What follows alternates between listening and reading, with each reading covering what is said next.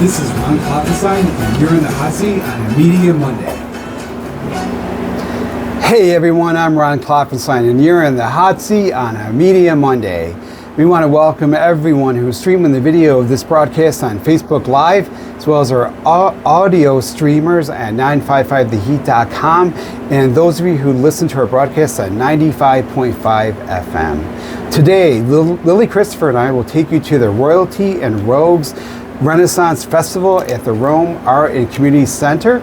We're also going to be hanging out with Mr. Showbiz himself. He's right here now. Mr. Showbiz himself, the writer, poet, producer, comedian JWatch, and Elizabeth Fortino Snyder. She's running for New York State Supreme Court. She's going to be here as well. But first, Cleo Qupid is a seasoned burlesque performer and a cabaret show producer in the Utica and Little Falls areas. Known for her creativity, stage presence, and her ability to hold an inclusive, empowering space, Cleo brings both artistry and heart to her teaching. In a series of classes beginning on Wednesday, she's going to guide people through the history of burlesque, developing their characters, performance skills, with an option even to step into the spotlight for a live showcase at the end. Cleo Qupid, welcome to the show. Hi, everyone. So I love burlesque. I think it's one of the coolest arts I've seen people do locally. Yeah. Tell people what it is. I love how it empowers. Tell people all about this art. So burlesque can be a lot of things. At its core, it is a striptease element. So think of classy showgirls and things like that. Like the 50s. The 50s. You know, yeah. Think about that. Taylor Swift's new album. That yes, right. But also think about more new age. Yes. But also think about body empowerment and an empowering message, a political element, a comedy element. Most burlesque artists have comedy somewhere in their act, in some way, shape, or form. So it can be a lot of different things. To me, it means the ability to be myself on stage, to be comfortable and confident in my body. That's why I started doing this, and that's why I want to teach this class, why I am teaching this class to local people. So it can be a lot of different things, and that's what I love most about it. So how did you learn? I learned from Chevy Supernova, who's my mentor. She's out of the Gloversville area. She was at Fringe Festival, actually. Oh, did I interviewed her? Yes, she did. Boy, so that was awesome. Fringe Festival. Oh Fringe Festival was such an honor. One of the greatest things ever had, to happen here. If those of you who missed it, unfortunately, Fringe Festival, yes, we are going to do it again next year, was burlesque, drag, sideshow artists, pole dancers, all of these different people all together in one place. In Manhattan. It was so, so Chevy taught you. Yes, I took a class. What does she teach? She teaches the same thing that I will teach. So foundations of burlesque. So how to move your body, how to be confident in your body, and then the showbiz side of it. How do you be confident? You know what I love about burlesque is like to see you guys up there and like you are so confident. It's like it's an empowering thing, and it makes the audience feel better too. Right. Like how do you achieve that? I think a lot of it has to deal with your own psyche. Of you're going to get up there and you're going to show audience members something they've never seen before. Right. And you have to think about, I am confident in this moment, and I love my body, and I accept what it looks like and what it is, and that the power of burlesque and the power of body confidence gives me the ability to get up there and do what I want to do, which is have a good time. It's really about having a good time. You kind of get lost in the moment when you're on stage. And you guys really do have a great time up there. Oh yes, we do. And the confidence itself is appealing in its own right. Yes, absolutely. I think everybody needs to move through this life with confidence, and you have to just find how that presents to you. For some people on stage, that means really showing nothing and giving the audience a run for their money. And for some of us, it means taking a lot off, or it just means embodying something that you really love, like being funny or being political or just being, your crazy self. So it just there's so many different ways, and burlesque through history has been different things at different times. Absolutely. Especially in terms of like explicitness, because like somebody taking off a glove can be as sexy and erotic as someone taking off more. Yes. It's kind of like what you put into the performance and what you suggest. Right. What are you suggesting? The art of the tease is all about how you're taking something off, not what you're taking off, or how much you take off, honestly. You can do an act where all you take off is your gloves, and that's it. And that could be the entire act, and it could be even more sexy than taking everything off.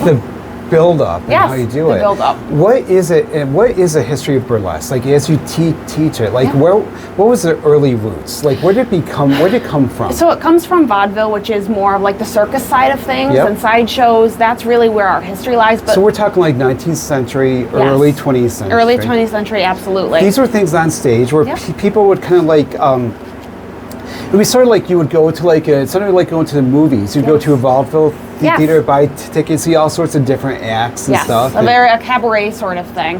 So yes, that's where it starts, but it has its roots in queer history and also people of color. That's the main part of our burlesque history are people of color and queer people. Those what are. I love about burlesque is that it's a minority thing. Yes, you know, and that's what I love about it. It's about empowering minority. Can you speak to that? I myself am a minority. I'm a queer woman, so that in itself, that's what got me into this. I wanted to be able to express myself and be respected for who I am. And on stage and in this burlesque and drag community, which I'm a part of, I am respected for who I am. Everybody accepts me who I am. So it's a very interesting, I don't know, it feels so family-like. It's just a wonderful place to be. You know, you're never really judged on who you are. Why is that important? I mean, in this time frame especially, it's really important to be able to know who you are and be able to express that. There's no point in hiding yourself, really. I mean... And I think, too, you know, especially like in this time, you know, in this day and age with Trump and things, I think it's so important, too, like, for people who are minorities to own and to express their sexuality. Yes, you know? absolutely. Especially like with people that are gay. Like, to not be like, we aren't all like one thing. You know? It's great that like some gay people explore drag, like the feminine side, but a lot of gay men are like bodybuilding, masculine stuff like I do. And like, that's a great thing, too. And I think it's like so important that like we show ourselves in our full, you know, all the facets. Absolutely. Yeah. Yes, and burlesque isn't just femininity. It's everything. It's masculinity. It's things in between. It's about the striptease and about feeling yourself. So it's not necessarily, you don't pigeonhole yourself into just, burlesque is just showgirls and pretty women. It's not. It's everybody. It's everything. And not just thin white women. It is everybody. Well, that's the point. Like, what body shape do you have to be to do this? You can be any body shape, and you can be any body abled. You don't have to be somebody who is able-bodied to do burlesque. I've seen chair burlesque where no one someone is in a wheelchair the entire time and just does their striptease or their act. There are people who use mobility aids, so canes or crutches or anything like that. Hearing impaired people, it's anybody. You just have to have a body and be able to know that you can do this. And that's the only requirement. And own it. That's the only requirement. Jay, why is that important? Why is that an important thing? You know, you're an artist. Why is authenticity key to like doing any kind of work that has impact? Well, in my case, let's say as stand-up, right? Yeah. You may have some jokes that you are very confident in, that you know is going to work, and if it don't work, it's a kick in the head, right? But you got to know how to bomb gracefully. And how you do that is if you show that you love that joke so much, that it's funny to you. Then even if it's a bomb, they're like, well, it's still funny because like. He enjoys it. Go with it. Exactly. Yes. Body positivity and like you, if you like, I don't care who. Right. I'm gonna leave it all on the stage. Right. And more ways than one. Right. Leave it all on the stage. Now, what would you teach? Like, say if I went to a class, like, what would you teach me to do? So we're gonna. I want to go to a class and do a story. You know, like, what would you teach me? So it's in a part series. So we're gonna talk a lot about how to get comfortable in your body, how to actually move it. I feel like a lot of people don't actually know how to move their body because they're so ashamed or just not comfortable within themselves. We're gonna talk about the costuming piece of it. Again, you don't have to take anything off. We only have to take one thing off. It's more about how do you look on stage and do you sparkle and do you have a confidence to know that the audience will know you really love that outfit. You love what you're in. You love what you're doing. That it's sexy to you. Yes, it's sexy to you. Yes. Yeah. Not just conventional sexy. And we're also going to talk about building an act. So do you want to do an act that's centered around being funny and silly? Do you want to be political? Like a persona. You craft a persona. So my persona is Cleo Qupid. I won't say my regular. Qupid? Cleo Qupid is a blend of Mae West and myself. I like so that, Mae West. very funny, very sexy, very classy, very declared. So that's who my stage persona is, and my hosting persona, my regular life, is someone not too far off from that, but this brings out elements of my internal persona that I really love shine. the appreciation for like a classic like Yes, her, yes. you know? And like I think a lot of times when it comes to like sexy, like it's the classic ones that were the best. You know, Yes, like some of those, absolutely. like, you know, don't you think so too? Like Suzanne Summers and you know, it's like she's been there's there. like Josephine Cindy Baker. Crawford. Cindy Crawford, Yeah, yeah, like- yeah. Just- For guys like John Eric Hexum, I don't know if you know who that was, model from the 80s. Yes. So it's like, why is it good to like celebrate this stuff? I think, especially now, right now, with everything that's going on, it's almost an escapism to It is. celebrate yourself and to go, Yeah. the world is burning, unfortunately, Right, but I'm right. here and We I'm can going still to be look good. myself. I can still look good and I Yeah. can still feel good about myself and build community. That's a large part of what I do. Yeah. I have a large, wonderful community of people around me at all times during these shows, off shows, anytime, that really ground me to this world. Like, they're really just amazing. Well, you know, as someone who goes to these shows and is Yeah. in stories on these shows, I can feel that too. Yeah. You know, and I think at times, like especially during this past year, Mm-hmm. you know, you kind of feel like in Cabaret, the musical, like it was set during the rise of the Nazis, Right. and like at times at these burlesque shows, like I really feel like what is happening here is like a political act of Mm-hmm. It is. empowerment, of Yes. like independence, of liberty, like. Right. Burlesque is really a powerful thing to say, Yes. like, I am a person, I define myself. Right. This is who I am. Right. You know, if you don't like it, the problem's yours. Right. So, it's okay yeah. if you don't like it, just don't watch. Yeah, yeah. Well, Absolutely. Cool. Well, cool. At the same time, there's a little duality in there. Is that you have a community that can hold you up. Yep. Also, you also could be an individual at the same time. Yes, Yes, absolutely. right. And- Absolutely. and that's important. Right. Right. That is right, the and your value own of acts this. and stuff. Yeah. Yeah, So now, what would you say to somebody who like has stage fright about this? Like, you know, it's like it's a big step. You It know? is a big step. It feels like cold water at first, but within a community that's building you and within this class, we and I will get you ready to be on stage. And it's okay if it doesn't go perfect. It's Right, not supposed right. to be perfect. That's not Right. the point of this. That's great. That's wonderful. That's Vegas. That's not the point of it. And even in Vegas, they're not perfect. They're not perfect, either. and it's like, okay. And like if you ask them, they would probably say, "Oh, I screwed up this part, that part." Right. You know, The audience we're so doesn't hard know. on ourselves. Right. You know, we have to Right. not be like Right. that. No. They don't know, and it's Right, okay right, if they don't, because right. you as an audience member, when I'm an audience member, I'm just having a good time. It doesn't matter if someone Exactly. falls or a wig falls off or Right. someone messes a word up. It's okay. But I do gotta say, like those performances are spectacular. Some of them, Yes. like climbing the poles, people Oh that my hold gosh. themselves up on the pole by their legs. Yep. Oh my God, the athleticism on athleticism. display Or is your like. kneecap. Is yeah. I know, That's it. I know. There's one cap on the knee. And I'm like afraid of heights. I see these women like go up on the pole. I'm like, oh my God! Oh, no. You hold tight. How do you up hold there. tight? Yeah. Incredible. Yeah. But like, you know, and you want to make the point that like you can be athletic or Yeah. not, or like not. you know, any size, Any size, age, any shape, you know? any age, absolutely. Yeah. That's another big part of it. You don't have to be in your 20s to enjoy this. You can enjoy this until you're dead. There's no Right, in between. right. Like any age, any body can enjoy this Because art. it's about life. Sex is life. you Absolutely. know? So now tell us about the class. Where is it going to be? How Yep. do people get more information? So it's at the Portal, Utica. Yeah, so the It's- Portal, she was on the our Portal's show. beautiful. Shalane Murphy? Shalane? Vano. Vano, yes. Yes. Okay. Yeah, so she is the one Shalane is offering me this space so I can teach in the Portal, which it's a beautiful place. If you haven't been to it, please go just to tour it. You can see pictures on Facebook. Yes, you can see down in pictures on Big Facebook. Square. If you'd like to sign up for the class, which there are still a couple spots left, you can go to the Portal website and go under the Creativity and Connect tab, and that's where it is. We're doing a drop-in deal, so if you don't, you're like, I don't know, do I want to sign up for a full 8-week class? It's only once a week. It's on Wednesdays. It's at the Portal in Utica. If you don't want to commit to the whole thing, but you just want to try it for one class, you can do a drop-in fee of $45. That's a good idea. So just Yeah. to get you, see what it's Give like. it You a can come meet shot. me and come talk to me. And if you want to do a 3 session, you can do, it's $125, or the full thing is $300, I believe.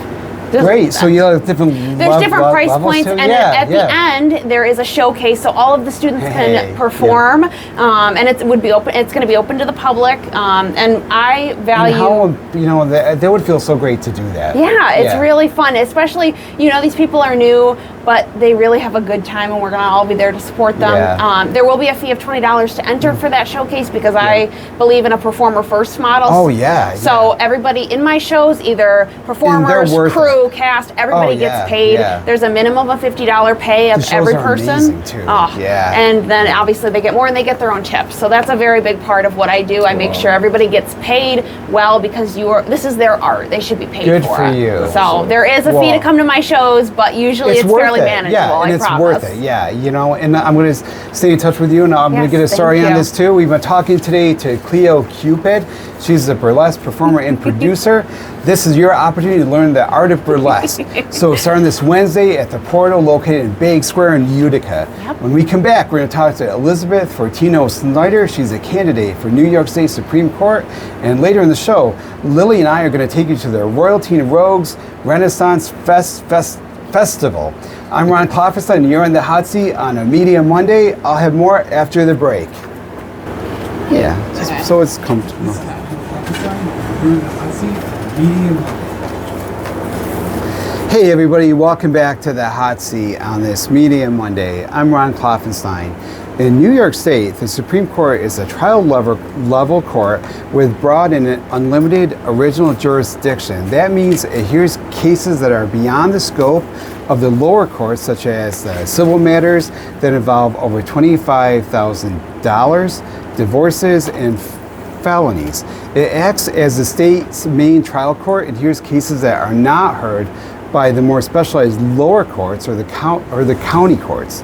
Races for the New York State Supreme Court are currently underway for the election on November 4th, 2025, and Elizabeth Snyder Fortino is running in the New York State's 5th Judicial District. Welcome to the show, Elizabeth Snyder Fortino. Yes, I hit it wrong in the script. That's all right. Nice to be here. Glad you're here. Yes. So now, can you explain to the listeners exactly what a state Supreme Court does? Because we often think of the Supreme Court on the federal level, where it is really the highest court. Yes. In the state, actually, this Court of Appeals is actually our highest court. Correct. What does the Supreme Court do? Okay, so the Supreme Court, like I said, it's broken up into several judicial districts across the state.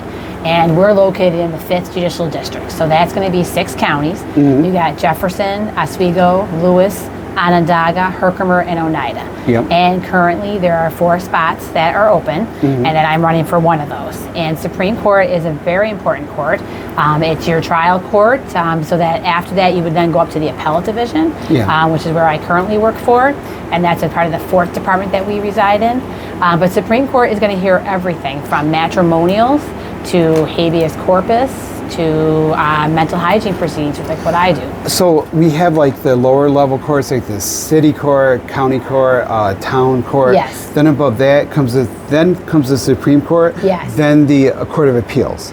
In between Supreme and Court of Appeals would be your appellate division. Oh, okay. So there's one interim appellate court before going all the way to the top. So the Supreme Court is kind of like one level above the city county level. Exactly.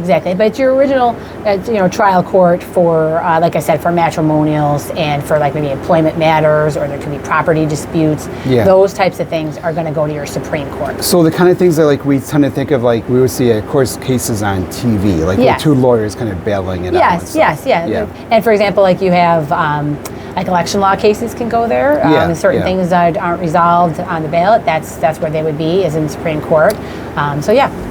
Is it a very political job? No, I mean, as a judge, it definitely it's not supposed to be. Yeah, right. And you're guided by the law, and that's something that I stress. As a professor, like right now, I teach, at SUNY Oswego, SUNY Poly, and Utica University, and in all my classes that I teach, we walk through a formula of how you address a legal issue and how you reach your conclusion. And that would be the same approach that I would take as a judge, that you know what the issue is, what the questions that are presented to you, and then you apply the facts to the law that's involved, and you should reach your conclusion. It's as simple as baking a cake, really, if you follow all the ingredients. You follow the law. Right. So the law, so whether or not you're Republican, Democrat, does not matter. So then why run as a Democrat? Well, that's the party that I'm affiliated with, and so you would need to go through the judicial convention to get the party's endorsement and to make the ballot. No, I mean, like, why are you running for? Why did you decide to run? I decided to run because I really believe in the law, and as a lawyer in Supreme Court right now for over 22 years, and then 24 years of practicing law. I began at the Legal Aid Society of Mid-New York, and then now, like I said, I'm with the court system. I run the agency called Mental Hygiene Legal Service. Right. It is an auxiliary agency of the Appellate Division, and so all the cases that I've done for the last 22 years while at Mental Hygiene Legal Service has been in Supreme Court. So I've done thousands of cases there. So I really get both being a litigant in the courtroom, bringing the cases to court, but I also have a very a knowledge of what happens behind the bench because I am an employee of the court system, and because I'm not only an employee of Supreme Court, I'm also at the appellate level, so I have a really great understanding and foundation for how things work. And when I would come in on day one, I wouldn't come into the courts as a stranger. I know the folks in the clerk's office, I know the judges, I know the court attendants, and that all is helpful. So how would your experience there, like how in that efficiency, Yeah. why would that be beneficial to voters? Well, definitely. I mean, I would be able to hit the ground running, and I think the courts are so flooded with cases and are overwhelmed that I would be able to bring an expertise that would be, I think, advantageous to the other judges that sit within the 5th JD. I think, especially right now with the change in the mental hygiene law that I'm familiar with, that now allows for folks that are homeless to be admitted to a psychiatric unit. Now, when that was passed, it wasn't meant to overwhelm the system, whether it be the hospitals or the courts, but it could if more folks are admitted. The systems of people that commit them and the people Correct. that they're committed to. Exactly. So the hospitals could get overwhelmed if they go to court and they're not discharged or the cases aren't handled in a timely manner. Plus Those the rights are of things the I could do. individuals too. Exactly, the due process rights. That should be a primary 100%. concern. Yeah, 100%, yes. So those due process rights, I believe, should get into court, and they have the right to be heard within 5 days. Right. And my familiarity with it, I would be able to analyze those cases hopefully right from the bench, because I've done thousands of those cases, and that would be great for the courts, because we have so many matrimonial, so many prison type cases that come to the courts that it gets overwhelming. And we need people on the bench who can approach it from a humanistic terms too, because it's like, I think one thing we see like nationwide is the Democratic judges are the only ones who really are keeping our democracy alive. Correct. So it's really important that we get Democrats elected to these judgeships. Because, I'm on the Judicial Task Force for Mental Illness. That was a statewide committee that Chief Judge Rowan Wilson for the court system put me on, appointed me to that. And it's a very important committee because we're looking at the courts and, for example, how to for juries. Okay, we haven't thought about when we pull people into the jury pool and they may have autism. Both my boys have autism, and that they could potentially be sitting in a room for so many hours, or it could be brightly lit, and they may not have breaks once they're actually in serving. These are things we're looking at as a committee of how to aid individuals with disabilities in order to serve, to serve on a jury, because it's not an easy task for someone that could be anxiety producing. How would you, as a Supreme Court judge, how would you be able to advocate for the interests and the needs of people with disabilities throughout the state? As a judge, you have to be unbiased in one way, but also as a judge, you want this court system to function well. Yes. So how would you actually be able to advocate for that? Sure. So just like I said, in my role on this committee, I serve with several other judges from across the state. Yeah. And so we're looking at the issue with the jurors. We're looking at how what are some things that you've accomplished? Some of the things I've accomplished is that in my 24 years, I grew up here in Oneida County, and I'm a teen all-star, Accent and Excellence, 40 under 40, all through the Observer Dispatch. I'm met with the disabled people, with jurors. Ron, we go way back, because when I started at Legal Aid Society, I advocated for individuals through getting services through Access VR. And we had worked with folks with quadriplegia and helped them be able to be employed. So my entire career has been focused around people with disabilities. So I have a very deep knowledge of how to work with such individuals, understand the accommodations that they need. And in my role as an attorney, I'm always making sure that my clients have the appropriate accommodations in the courtroom. And I would do the same from the bench, that if I saw a litigant was, whether they be hearing impaired or their language or some other accommodation that they may need, whether it be a different type of chair because of whatever disability they have, or the lighting, or whatever it may be, I have that knowledge, and I would, as a judge, I would simply make sure that happened before the proceeding took place. You've also been effective in educating the public about legal issues with Legal Line. Correct. Too. Yes. So, and that was an idea of yours too. That's been very successful. Yes. So yes. maybe you could tell people about that. Sure. We remind our audience what that is. Sure. So when I worked at the Legal Aid Society, and I still am the pro bono coordinator, and a part of that role as attorneys, we're always supposed to give back and help our communities. And so coming from that kind of training and upbringing with my parents, I wanted to give back, and that's why I was at the Legal Aid. But I saw there's so many legal questions that go unanswered, and folks cannot afford an attorney. And so I did some research, and I saw a program like that in Texas, and I tried to model it here, and we've been doing it for 20 plus years. And I did it with a partnership with WKTV, right? And we used to do it every Utica Boilers. In recent years, we've done it at Legal Aid. I get 12 attorneys that volunteer, and we have all different areas of practice, from criminal law over to estate planning, and we answer 300, 400 calls in an hour and a half time frame. Wow. And even during COVID, folks oh, you can't do it because you can't be in the room together sharing phones. But I was able to work it out with the phone folks to make sure the technology that the calls could go to the individual cell numbers. How many years have you been? 20 plus years. So that's a lot of people you've educated. Yes. A lot of questions have been answered. 100%. And the phones never stop ringing. Is that an important role, when you're a judge, to represent the idea of the legal system itself, and to really help people to understand what it's all about? 100%. I think that it's important as a judge to be a positive figure in the community, and we've been very fortunate to have so many members of our judicial community that are pillars of our community, and that was something that I would aspire to be like the judges that we have on our bench currently, because our young people, everyone in the community, we look to these individuals to be uphold the law. And so we have to have confidence and trust that the people in those positions are going to do that. And that's something that I take very seriously, and I certainly would do that. I'm very, like I said, community minded. I'm on the BOCES School to Career Board, and that's where we do a lot of career shadowing opportunities in the legal community, and that's something I've been on 20 plus years as well. And I helped with our bar association, having been a bar president of Oneida County Bar. I try to work with the lawyers in the classroom and have lawyers go into the classroom and speak, and it's a program that still thrives to this day. And I would certainly do that as a judge as well. I think it's important for myself to go into our local schools and to really be a positive example and teach them about the law and the good and the bad, and how they need to live a life that is positive. We're going to talk more about this after the break. And you can tell me about your dad, who was described as the Atticus Finch type, so we're going to hear more about that. Okay. We're talking today to Elizabeth Snyder Fortino. She's running for New York State Supreme Court. Election day is November 4th.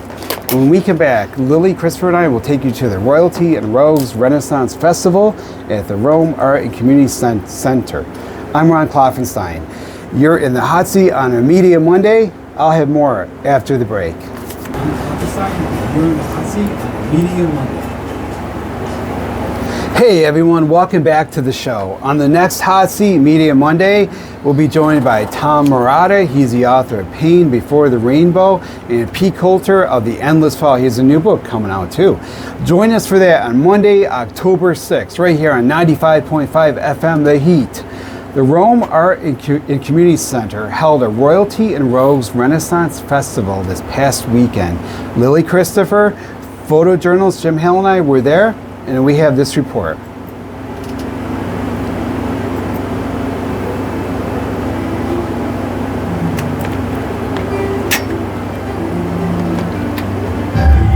Klopfanstein? I'm Ron Klopfanstein. You're the royalty of Rose Festival in Rome.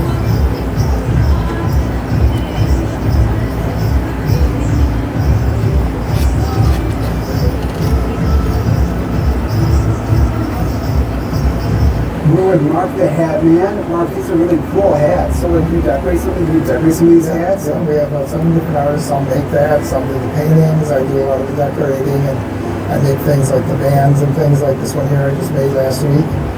So what will be a good hat for someone like us to wear on the radio? Well, you can really go any way you want. Is on the radio? Yeah, you see the hat. That's true. So, that's just how you feel when you're wearing the hat. Oh my God, that's right. You know, if you really want to be really intelligent, yeah, you wear the owl hat. Ah, the owl hat. So that makes you very intelligent, wise. That's really good question. Very wise when you're on the radio. I like this. What's a good hat for Lily Hills? I really like the one she had on. She had on that. that. That was a good choice. Yeah, she had a beautiful hat.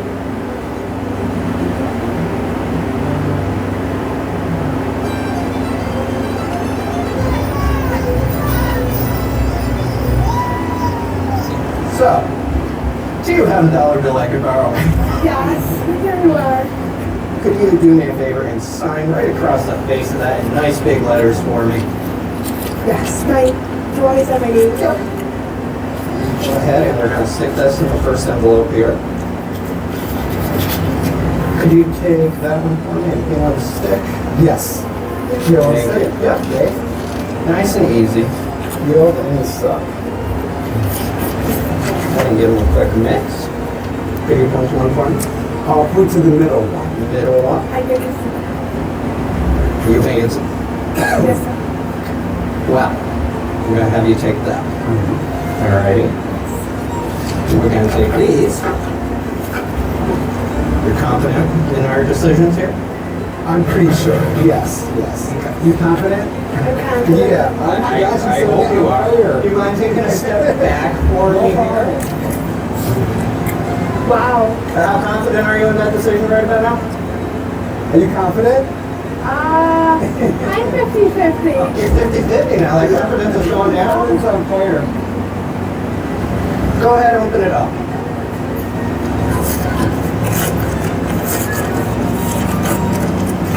Nothing in there. Well, if it's in there, it's totally gone now. But luckily, I always do carry a couple bucks on me. Let's see here.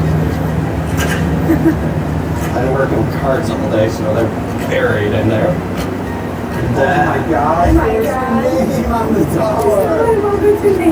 It's magic. There you go. Oh, it burned up in the fire. Thank you very much.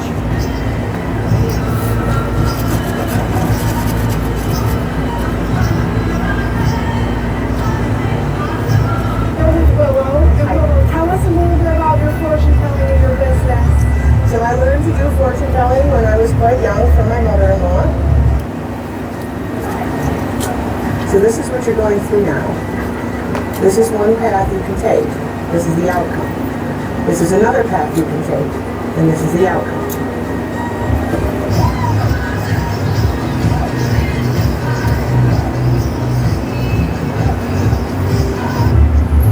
Good day, friends. Welcome. You like to read? I love to read. Me too. Excellent. I tell swashbuckling tales of dashing knights, indomitable damsels, and a dragon with a most inconvenient case of hiccups. Wow. So you're an author? Yes, sir. What land does the story take place in?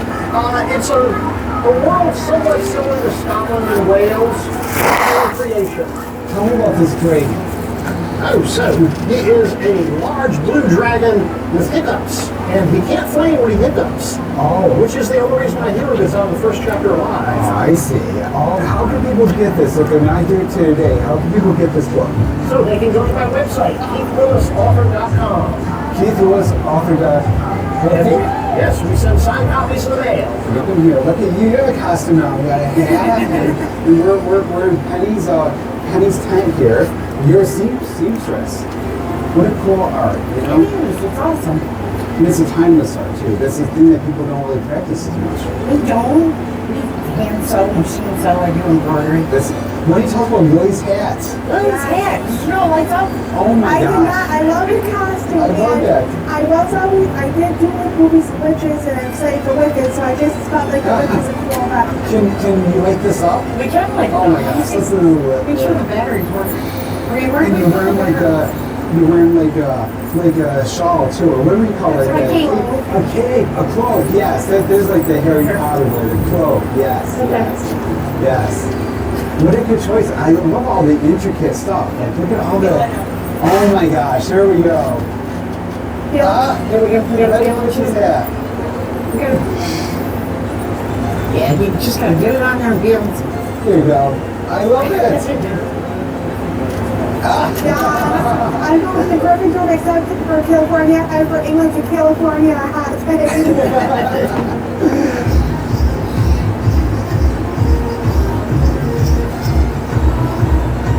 I'm here with Andy and Manny, so tell us a little bit about the fair today.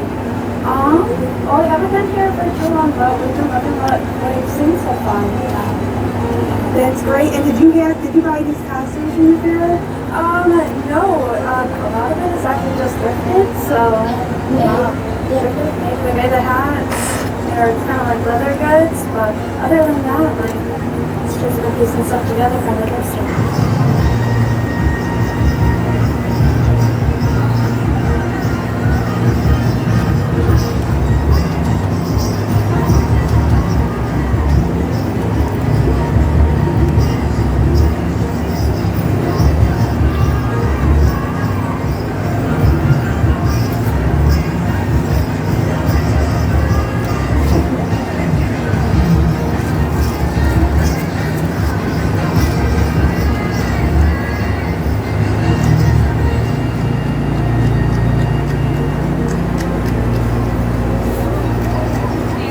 We had a great time here today at the Royalty Roads Festival. I'm Lily Christopher, and I tried on hats and got my fortune run. And I'm Ron Klopfanstein at the Rome Art Community Center for 95.5 FM, The Heat. We're back in the studio. Comedian Mr. Showbiz himself, JWatch, is here. Also, Elizabeth Snyder Fortino running for New York State Supreme Court. JWatch, you have a show coming up, right? Next Sunday, the 5th October, it'll be from 7 to 10. So this is, for many of you who do know, I've done quite a few shows. Yes. Over 60 in the last 3 years. And I tried to touch every culture or area that I can, you know. But it didn't dawn on me, like, I could have one at the shelter. At what? At the shelter, at the Oh yeah, at the Moro? Yeah. Oh my gosh, so what's it going to be like? So, I mean, I saw it on Facebook, but I didn't actually read it yet, so Right. you tell me. Well, so I've had a lot of people who are either unhoused or suffering with any kind of addiction. Or, Right. You know, and they've come to my shows. Yeah. You know, 'cause, you know, some of them don't have the money, so they come. I tell them, you don't need money, just come. Right. Like, just have a good time and relax, you know. Yeah. And I've been trying to figure out a way to have something for them. Yeah. For a while though, and it didn't line up until like recently. A lot of them, you know, every night I would do story time with Jay. Yeah. And I would read a chapter from one of my books, whatever. Right. And they catch more of the levels than most people do. Yeah. So it opened my eyes even more to like, let's explore this. So I would do interviews with them and then turn their information into a poem. Yeah, and then turn that poem into a song. Wow. So and a lot of them have, you know, they come from musical backgrounds, whatever it is. So I'm like, you know what? I'm gonna do a showcase there. Right. You know, and we have the projector, and you know, we got the seating now. Yeah. And I'm like, on the days that you kind of probably remember back when I used to do the Agape dinners, and I turned the whole church into like restaurant. Oh, really? Wow. Yeah. Wow. So when is this going to be again? October 5th. Because I want to come and At like Cornerstone. do a story. So what day is October 5th on? This is Sunday. It's this Sunday. Coming up now? Coming up, yep. Oh, okay. So what time? 7 to 10. From 7 to 8, we'll have the DJ just doing this thing. And then the show starts at 8 o'clock. What a great idea. You know, I'd like to help too. I think it's wonderful to do a show for the unhoused, you know. And it is a fundraiser for the shelter. Yeah. You know. So, like, if you want to go to support it, like, how much are you like asking for to go there? Like, what's the cost to get in? The base is 10. For everybody. Wow. And like, what will be in the show? Like, who will be? So we have as scheduled. Yeah. I know they going to be there. Yeah. Right. Normally, I have open mics is like. You always have extras come in. Right? So, but these 6 individuals, I picked them because they have backgrounds with struggles. Yeah. And I didn't want to hire someone that don't know the struggle. Don't know what's like. Yeah, you know, and it's very intimate. You know, like I try to protect the identities. Right, of course. Of certain people. You know what I'm saying? So that's why I like. It's not a publicity event. Right. But it's for people who understand or who want to understand. Yeah. So, I'd like to come and maybe do a story if it's appropriate or like help them somehow at least. You know, it's like what a great. Absolutely. I know you do so much work down there at the Morrow for the unhoused. You know, it's amazing what you're doing. So on the feature we got Chris Woods. Yeah. Son, you know. For this Sunday coming up. Yeah. We have Gorgeous E. She's the leader of Citizen Action right now. Oh, okay. Out here. Great. Matthew Cushman. I know him. He's fantastic. You know. Poet. Home visitor. Yeah. Mordecai. Yeah, they performed at the Tram. Right. Yeah. Bradley Stuckley and my friend Tribby Hippie from Rochester. So this is going to be a great show. And then we got like 4 other ones coming up. And where's it going to be? Like for people that don't know, the Morrow, it's like 90 Square, right? Yeah, 500 Plant Street. Yep. Across from the old Dunkin' lot. Yeah, right. It used to be. Yeah. I mean, you can still Dunkin' lot, I guess. It's still 7 o'clock on Sunday. 7 to 10. Yeah. Betsy, do you have any events coming up? You're out campaigning all the time and watching football and stuff. We're all over the place. I did have a fundraiser last week, but right now just kind of getting out there and what are you hearing when you talk to people? I mean, I think people are very positive, very supportive. I think we're doing very well. The message is getting out there, and we're really working extremely hard. And so I'm very energized, and just that we're in the last 30 days here, pretty much till early voting. And we're just going to keep on, So, but no, I think it's important to have access to justice, and that's another committee that I've served on for the State Bar, and I really want to ensure that folks have that access and that they get a judge that's going to listen to their issues and that they feel like they've been heard. And it's how you were raised too. 100%. I was reading your bio and stuff. You talked your interviews. I listened to you talk about your dad as an Atticus Finch type. He died. Dad was a total. He was on the board. What were your parents like? Both extremely hardworking. Yeah. Dad was up every day at 3 a.m. Preparing his work for his clients because you figure all day long he was meeting with clients. Yeah. So in order to get their legal work done, he had to do it, in the morning or late at night. What a great example he set. did. Yeah, he got up every morning, and he represented. Like I say, he was on the legal aid board for years. And he was on the Herkimer County Community College board as well. He was one of the kind of instrumental people on that board, and they actually have a hallway named after him. Wow. And when he graduated, it's called Don's Way. Gosh. And when I know. Yeah. And when he retired from the court system, because he worked out in family court as well, in Herkimer County, he went back to school and got a degree in art at Herkimer County. Oh my gosh, that's so great. Yep, and he always kept his hand. He helped with Legal Line. From legal go to art, I love that. He answered the most calls for Legal Line, and that was like 2 months before he actually passed. And he did. He must have been so proud of you. 100%. 100%. And I'm very proud of him. Even when he retired, he was constantly volunteering for legal cases, and he always had his tie and blazer on because he was a lawyer through and through, and professional. And my mom was the only female in her law school class. Wow. So yeah. And when she graduated from Albany Law, the headline said like 15 men and a girl graduate. Oh my gosh. And so she never wanted to be seen as like a trailblazer, but I always saw her that way. And she really paved the way for people like myself to even be doing what I'm currently doing, and to be in the position that I am now as the director of my court agency.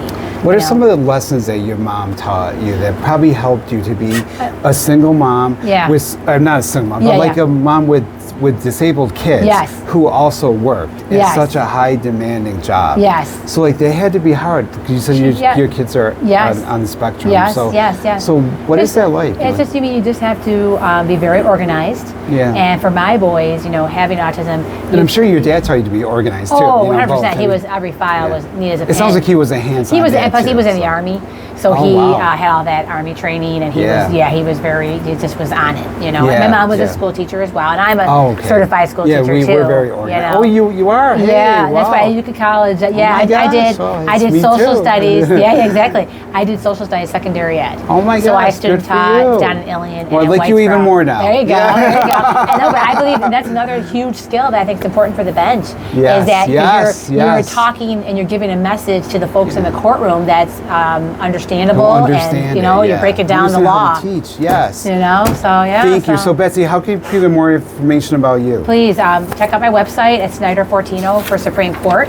I'm on Facebook, I'm on Instagram, and Blue Sky. So if you can just check out that page and if you follow me, I'll share her stuff. So you're easy to find through me. Perfect. So Jay, you're all over Facebook too. Comedian JWatch and. Yeah, JWatch. Oh, I forgot to say, it's free parking, free drinks, and free food. Exactly, because Dunkin' Donuts closed, so we can park wherever we want now. Might as well. Well, you can anyway. So if you'd like to see that story on Royalty and Rogues, I'm going to have it online tonight on my Facebook page and my YouTube channel. Thank you to our guests today, Cleo, Qupid, Elizabeth, Snyder, Fortino, and JWatch. Thank you all for tuning in. Our sound engineer is Jonathan Brooks. He's DJ Jay Easy. He's up next with the Easy Ride Home. Jim Hale records the show for YouTube and podcast. Lily Christopher is our associate producer. Nabil Khan is our entertainment correspondent. And I'm Ron Klopfanstein. I'll be back next week with another Hot Seat Medium Monday. Great job.